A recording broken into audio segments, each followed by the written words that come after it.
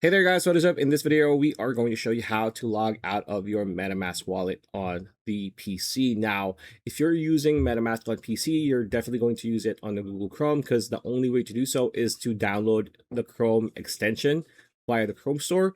It's going to be here on the Chrome extensions list, and it's going to be here, as you can see, MetaMask, right? So I'm logged in here, right? This is my MetaMask wallet.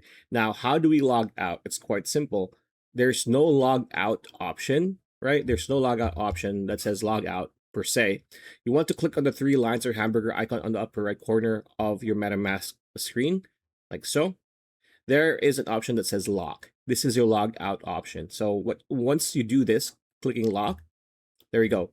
This is going to be your login screen. Now, if I close MetaMask, or if you're just booting your PC for the day and you want to open your MetaMask, again, go to the extensions, click on MetaMask. This is going to be your login screen, right? And you need to enter your password here. But that's pretty much how you log out, and a bonus how you log in for your MetaMask wallet. Pretty much it. That's the video. Hope you liked it. Like, comment, share, subscribe, ring that bell icon. We'll see you on the next video.